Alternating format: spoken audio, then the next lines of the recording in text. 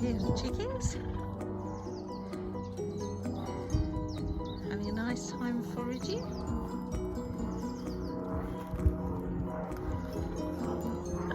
See if anybody come and talk to us. Hello, Dougie. Pop, pop, pop, pop, pop. I thought so. Pop, pop, pop, pop, pop. Have you got anything tasty? No, I've got nothing tasty, but I will have in a minute.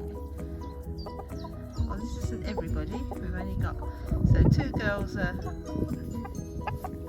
obviously in the coop from the look of it. Yes, I can just hear them. I think they're making funny parrot type noises. I don't really know why. I think they're arguing over the nest boxes. So it's a lovely day and they love coming out.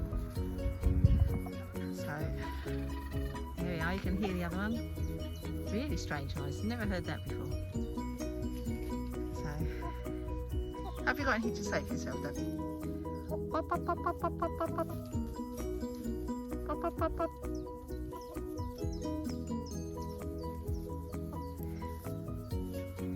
Well, they did very well this week. They've, or last week, they've actually produced 27 eggs. It's 27 eggs for out of 7 hens, which I think isn't bad at all. So I'm very impressed. Very, very impressed with them, especially the 2 new girls, which are obviously laying as well. So Olga and Wendy, oh, she's running over there for, don't know why they're running over there. They're expecting me to bring some corn, otherwise known as chicken crack, and which I will do in a minute when I've watered the polytunnels. So see you in a minute. Well, hello and happy Easter to everybody. It's Easter Monday, the 1st of April, and I thought I haven't done an update in the polytunnels for ages, so this is it. And actually it's an update for the whole garden really, because there's lots going on now, obviously being spring, and lots of seeds to show you and seedlings coming along. So yeah, let's come and have a look. Here we are then with an overview of the polytunnel. Some of these, I'm going to keep these containers, and they're going to be, come May, they're going to be tomatoes and peppers in here. They had cucumbers and melons last year in these pots, so we've added a few more. So this is a bit of an experiment going on. This is carrots. We've got Chantenay carrots growing. I planted the seeds about probably the end of February, and they've taken quite a long time to come up, but they're getting there. And we've got in here, yes, it says dill, and we've got little dill seeds coming up, seedlings. We've got an empty one, and then in here I've got, there we go, radish. Now we've had, I don't know, 3 or 4, oh yeah, in fact I can do it again, harvests off of this little lot. They begin potting beginning of February, and they've just been going ever since. And oh, just spider, stinging nettle. Yes, so a nice bit of stinging nettle went along with your lettuce.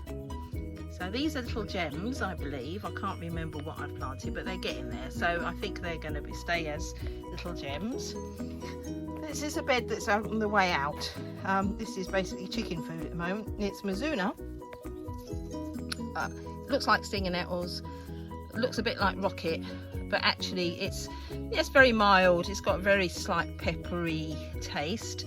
Unfortunately, the pak choi has now gone to seed, which the chickens absolutely love anyway. So I might do another lot of these, although it's been quite warm in here. And moving along, some lettuce leaves. I can't remember which ones these are. And then at the back there's I think they're called salad bowl at the back. The Rocket has gone bananas.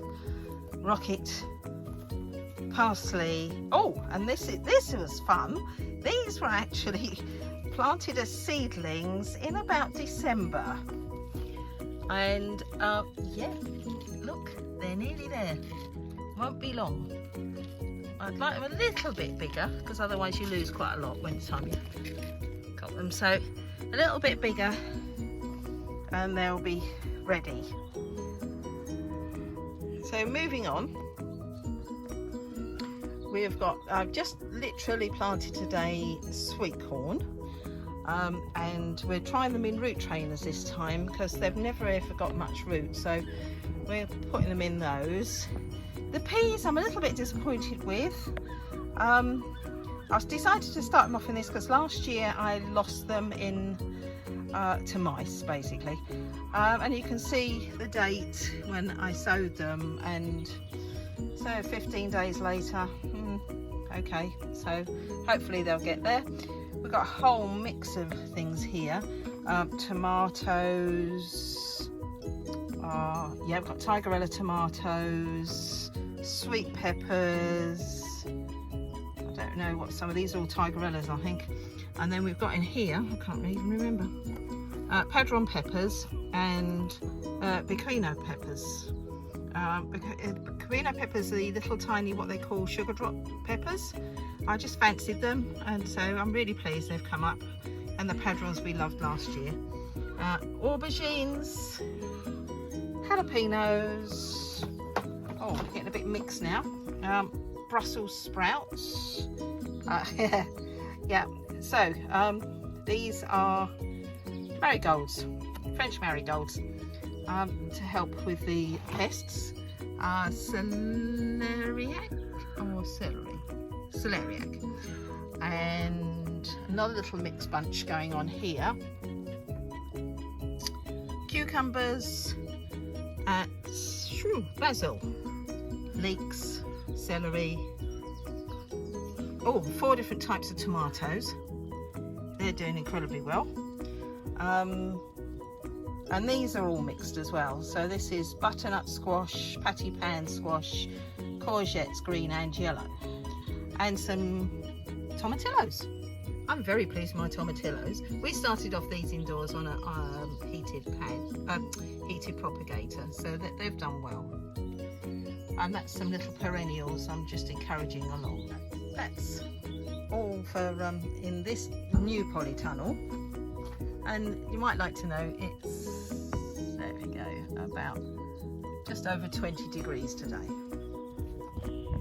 And here's the other one. This is the old polytunnel. It's definitely not as warm as the other one. And I did an experiment with these. These are spring cabbage that I sowed as seeds about September last year, and then transplanted these before Christmas into here. And I'm just so impressed. I mean, one, it saved us from a lot of pests. And look at this. They're mahusive, they taste lovely. We've already had a couple. We're going to have some more today with the dinner. And I just love them. I'm just so impressed with them. I've never done cabbages so nicely. Now you may see the other plants in between. So we've got here broad beans. Now again, this was another experiment. Somebody said, oh yes, you can grow broad beans in the polytunnel. And I thought, I've never really liked broad beans, but then I've only ever liked shop bought ones. I just love the flowers. Aren't they beautiful?